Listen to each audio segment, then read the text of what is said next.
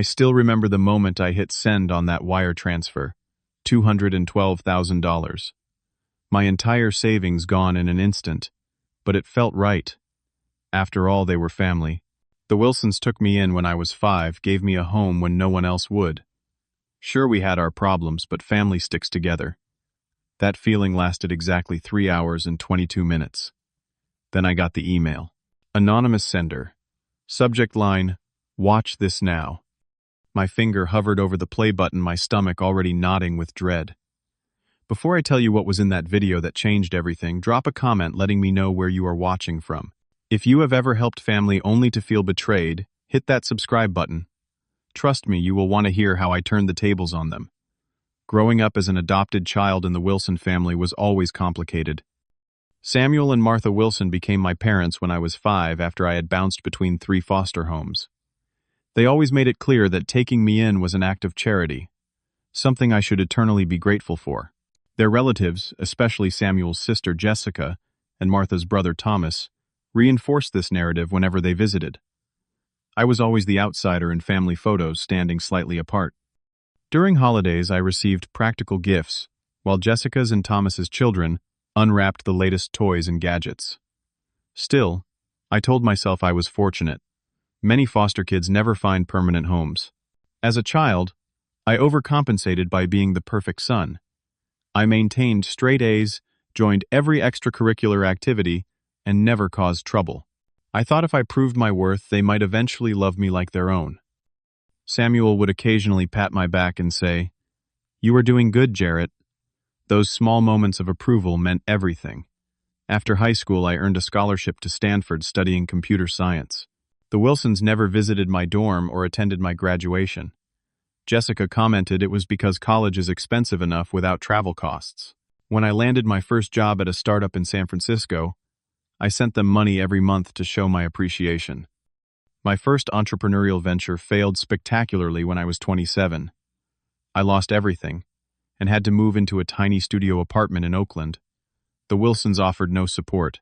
Martha suggested I get a real job like normal people. Those words stung, but they also lit a fire in me. My second attempt succeeded beyond my wildest dreams. I created a real estate app that revolutionized how people searched for homes. By 32, I was worth millions. Suddenly, the Wilsons took interest in my life again. Samuel called to congratulate me. Martha sent birthday cards, and Jessica and Thomas began reaching out for casual loans to cover their children's college tuition or home renovations. Despite our complicated history, I always helped. Thomas needed $20,000 for his daughter's wedding. Jessica asked for $35,000 to remodel her kitchen. Samuel and Martha requested help with medical bills. I never hesitated, never asked for repayment. They were family after all. Then, the pandemic hit. The Wilsons' financial situation deteriorated rapidly. Samuel lost his management position at a manufacturing plant. Martha's part-time job at a local boutique disappeared when the shop closed permanently. At 68 and 65, they struggled to find new employment. During one of our monthly phone calls, Martha broke down in tears. "The bank is going to take our house, Jarrett. We cannot make the mortgage payments anymore. We have 3 months before foreclosure." That house held my few positive childhood memories. The backyard, where I built a treehouse. The kitchen, where Martha taught me to make her famous apple pie. The driveway, where Samuel showed me how to change oil in his old Ford. "How much do you owe on the mortgage?" I asked. "About $212,000, Samuel replied, his voice heavy with defeat. "But we do not expect you to help with that. It is too much." "I will pay it off," I said without hesitation. "Consider it done." The silence that followed should have been my first warning. Instead, I mistook it for shocked gratitude. "You would do that for us?" Martha finally asked. "Of course. You gave me a home when I needed one. Now I can make sure you keep yours." In my mind, this was my chance to finally be accepted as a true Wilson. By saving their home, perhaps they would finally see me as their son, not just their good deed. I spoke with my financial advisor, liquidated some investments, and arranged the wire transfer. The day I sent the money, Martha called crying, thanking me profusely. Samuel sounded choked up, promising they would make it up to me somehow. Jessica and Thomas sent text messages calling me a true blessing to the family. For those few hours, I felt complete. I had finally earned my place in the Wilson family. Then came the anonymous email. I was still riding the emotional high of helping my family when my phone pinged with a new email notification.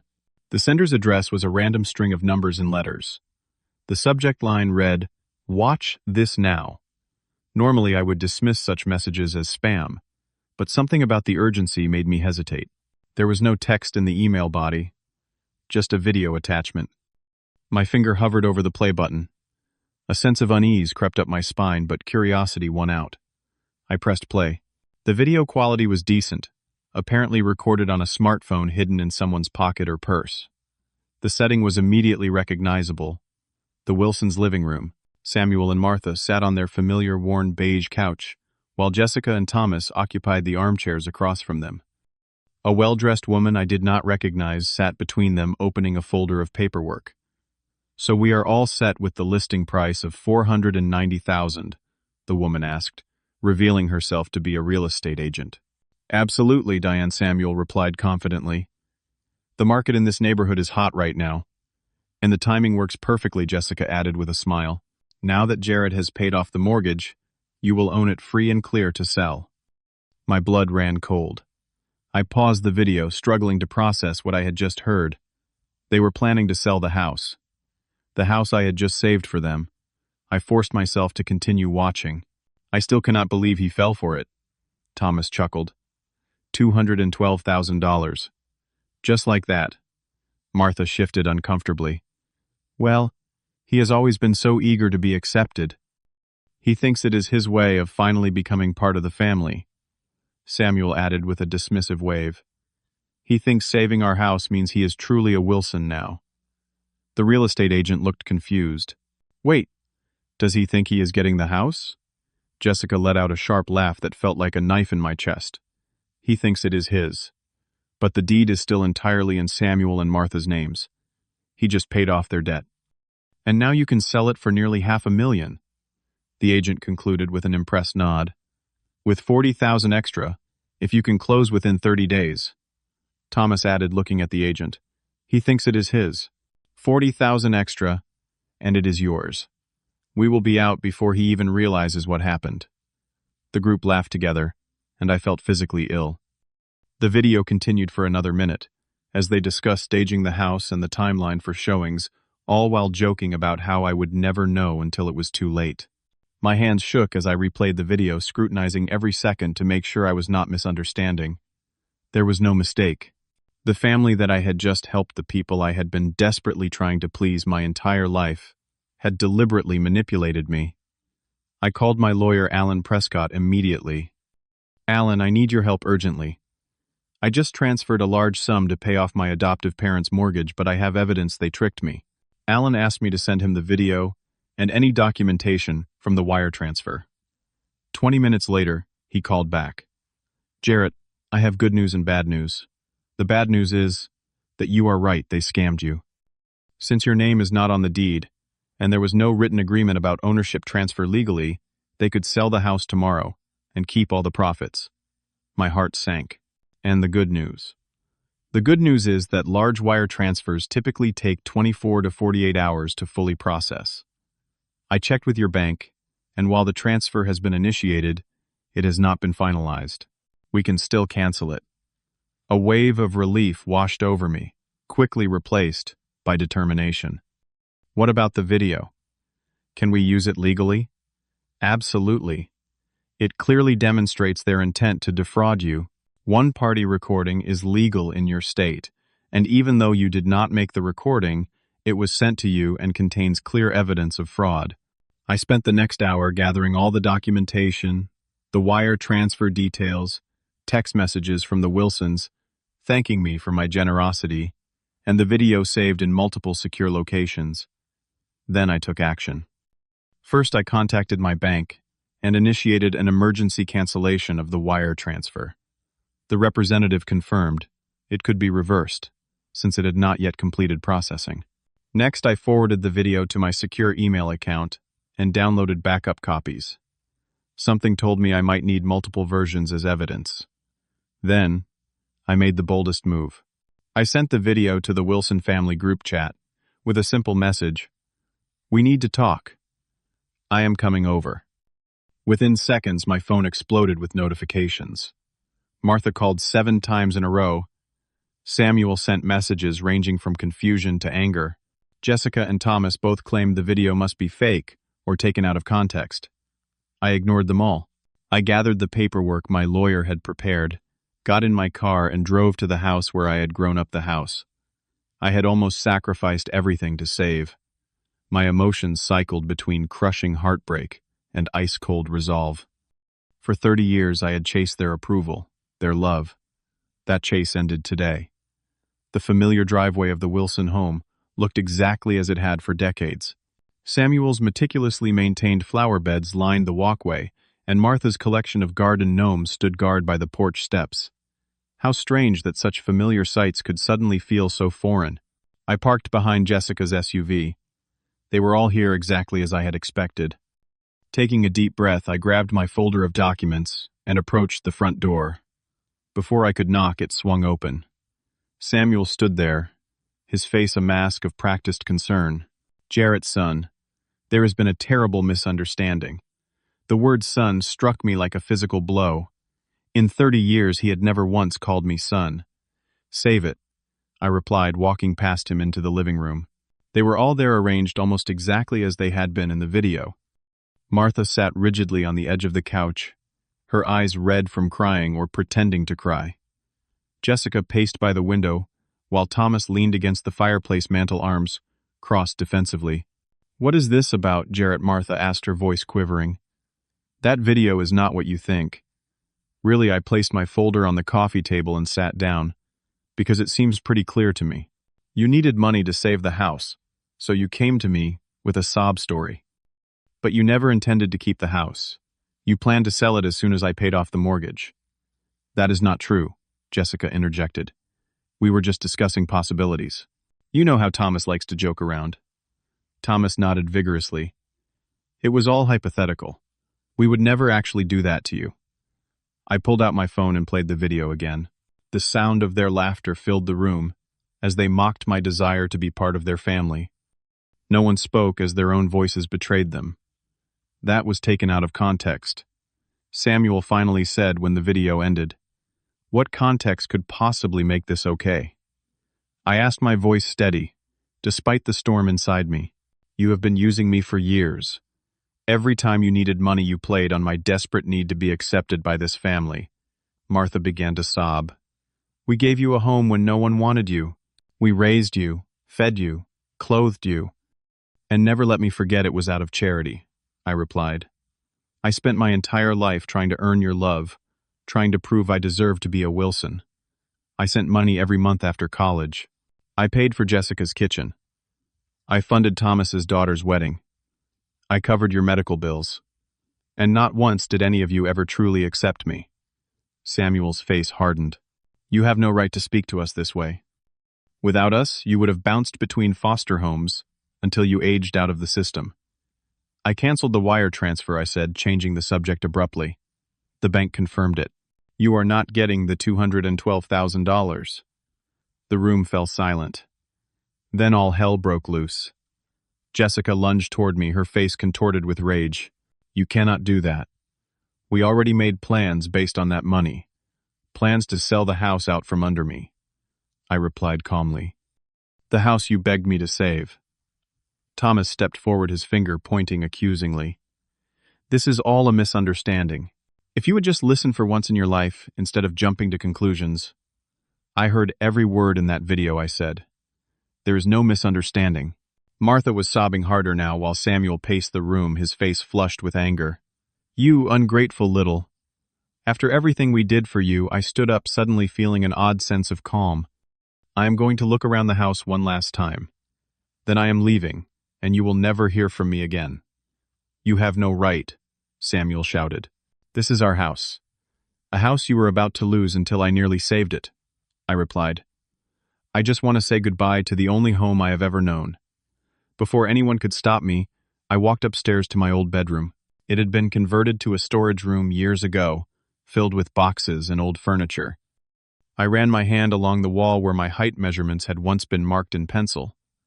They had painted over them long ago. As I turned to leave, something caught my eye. A box labeled Jarrett Documents sat partially hidden behind an old dresser. Curious, I pulled it out and opened it. Inside were the expected items: my birth certificate, adoption papers, school records. But beneath them I found something unexpected. A stack of letters, all with the same return address. The name on the envelopes made my heart stop. Laura and Michael Bennett. My birth parents. With trembling hands, I opened the first letter, dated just 3 years after my adoption. Dear Jarrett, we hope this letter finds you well and happy with your new family. It breaks our hearts every day to have given you up, but please know it was never for lack of love. When the accident left Michael paralyzed and medical bills consumed our savings, we made the hardest choice of our lives, believing you deserved better than the poverty we faced. We are doing better now. Michael's health has improved, and I have found steady work. We would love to see you even just once, if the Wilsons would allow it. We respect their role as your parents, but please know we have never stopped loving you or thinking about you. With all our love, Mom and Dad, Laura, and Michael Bennett. There were dozens more letters, spanning years, all unopened. Birthday cards, Christmas wishes, updates on their lives, photographs of people whose features matched my own. My birth parents had not abandoned me. They had been trying to reach me for nearly 30 years, and the Wilsons had hidden every attempt. I heard footsteps on the stairs and quickly stuffed several of the letters into my jacket pocket, just as Martha appeared in the doorway. "What are you doing in here?" she demanded, then froze when she saw the open box. "You had no right to go through our things." I held up one of the letters. "These are addressed to me. You had no right to keep them from me." Martha's face paled. "We were protecting you. They gave you up. They did not deserve to waltz back into your life whenever they felt like it. They were trying to explain, to make amends," I said, my voice breaking. "They wanted to be part of my life, and you decided I should never know." Martha stepped back as I walked toward the door. Samuel. He found the letters. I brushed past her and headed downstairs, the letters clutched tightly in my hand. In the living room, Samuel stood with his arms crossed while Jessica and Thomas watched with nervous expressions. "You hid my birth parents from me," I said, holding up the letters. "They wrote to me for years. They wanted to see me, to explain why they had to give me up, and you kept it all from me." Samuel's expression darkened. "They gave up the right to contact you when they signed the adoption papers. That was not your decision to make," I replied, my voice steady, despite the emotions threatening to overwhelm me. "You robbed me of knowing the truth. You let me believe I was unwanted, abandoned, when all along they were trying to reach me. The weight of this betrayal on top of everything else was almost too much to bear. I had spent my life believing I was unwanted by my birth parents, desperate for acceptance from a family that had never intended to truly accept me. "I am done," I said finally. "The wire transfer is canceled. I have copies of the video showing your fraud. My lawyer will contact you about the money you have taken from me over the years." As I turned to leave, I felt strangely light. 30 years of seeking their approval suddenly seemed like a heavy weight I could finally set down. Martha called after me, her voice breaking. "Jarrett, please. We are the only family you have ever known." I paused at the door and looked back at them one last time. "No. You are people who took me in but never let me belong. There is a difference." With that, I walked out of the Wilson house for the final time, clutching the letters that would lead me to the family I never knew I had. The weeks that followed were a whirlwind of emotions and discoveries. With the help of my lawyer, I ensured the wire transfer was fully reversed.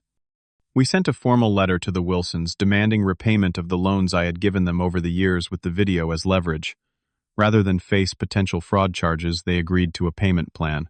But money was the least of my concerns. I had a more important mission: finding my birth parents. The most recent letter from Laura and Michael Bennett was dated just 2 years ago. They had never stopped writing, never stopped hoping their messages might someday reach me. The return address was for a modest home in Portland, Oregon. With the help of a private investigator, I confirmed they still lived there. Laura worked as a nurse at a local hospital. Michael, despite his partial paralysis, taught music at a community center. They had never had other children. I was their only son. I debated how to approach them. Should I call? First, write a letter. Show up at their doorstep. In the end, I decided on a letter explaining who I was, and that I had only just discovered their attempts to contact me. I included my phone number and email address, giving them the choice of how to respond. 3 days after mailing the letter, my phone rang with an Oregon number. Jarrett, a woman's voice asked, trembling with emotion. Is it really you? The conversation lasted 4 hours. Laura and Michael explained everything. They had been young and struggling when I was born. Then Michael was injured in a construction accident, leaving him partially paralyzed. Medical bills mounted. They lost their home, and faced with the possibility of raising me in their car, they made the heartbreaking decision to give me up for adoption. We thought the Wilsons could give you what we could not, Laura explained, her voice breaking. A stable home opportunities we could not provide. But we never, ever stopped loving you. As soon as we got back on our feet, we tried to find you. The Wilsons had initially responded to their letters, saying I was doing well, but that they felt contact would be confusing for me. Eventually, they stopped responding altogether. We hired a lawyer once, Michael added. But we were told that the adoption was closed, and we had no legal right to contact you. All we could do was keep writing, hoping that someday when you were older, the Wilsons would give you our letters. 2 weeks later, I flew to Portland. The moment I saw them waiting at the airport gate, something deep within me shifted into place. Laura had my eyes. Michael had the same cleft in his chin that I saw every morning in the mirror. They looked older than in the photos they had sent, of course, but unmistakably familiar in a way the Wilsons had never been. Laura rushed forward, stopping just short of embracing me. May I? She asked hesitantly. I nodded, and she wrapped her arms around me. Michael joined the embrace, his eyes shining with tears. We stood there in the middle of the airport, 3 strangers connected by blood and separated by circumstance, finally reunited. The week I spent with them was healing in ways I had never imagined possible. We talked for hours, sharing 3 decades of lost time. They showed me photo albums they had kept documenting their lives with spaces left for me.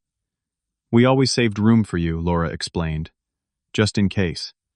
I learned that Michael's music students adored him, that Laura volunteered at a support group for parents who had given children up for adoption, that they had a garden where they grew vegetables and flowers, that they had a spare bedroom they had maintained for years just in case I ever came into their lives.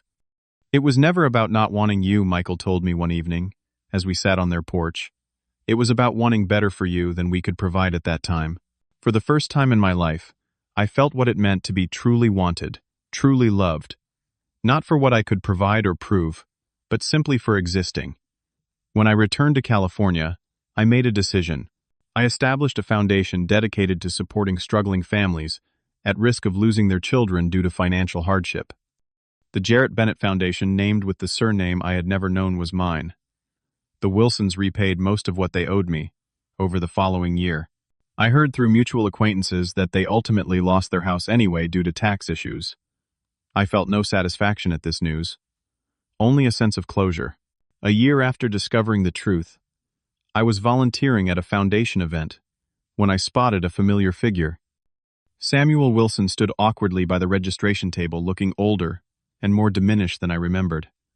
Our eyes met, and after a moment's hesitation, I walked over to him. Jarrett, he said, his voice lacking its former authority. I was not sure you would speak to me. Why are you here, Samuel? He gestured to the foundation banner. I saw an article about what you are doing here, helping families stay together. It made me think. We found a quiet corner to talk. Samuel explained that, after I left, the family had fallen apart. Martha had sunk into depression. Jessica and Thomas blamed their parents for losing access to my financial support. The house was gone, and with it, the plans they had built on my generosity. I am not here to ask for forgiveness, Samuel said. Or money, he added quickly. I just wanted you to know that you were right. We never treated you as family should treat each other. And seeing what you have built here, how you are helping people, it made me realize what we lost by never truly accepting you. I did not offer forgiveness, but I did offer a handshake. I hope you find peace, Samuel. As he walked away, I felt the last pieces of my old life falling away. The desperate need for approval. The constant striving to prove my worth. The belief that family was something you had to earn, rather than something that should be given freely. Laura and Michael moved to California 6 months later to be closer to me. We have dinner together every Sunday. Michael is teaching me to play guitar. Laura and I have the same taste in books. We are building the relationship we should have had all along, one day at a time. Family, I have learned, is not always about blood, but it is always about love. Real love asks for nothing in return. It does not keep score or hold debts over your head. It accepts you completely, flaws and all. I found my real family at 33.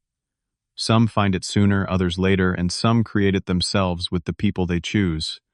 But we all deserve to be truly seen, truly accepted, and truly loved. If you have experienced family betrayal, like I did, know that healing is possible. If you are still searching for acceptance, know that you are worthy exactly as you are. And if my story resonated with you today, please hit that like button and subscribe to hear more stories of overcoming life's challenges.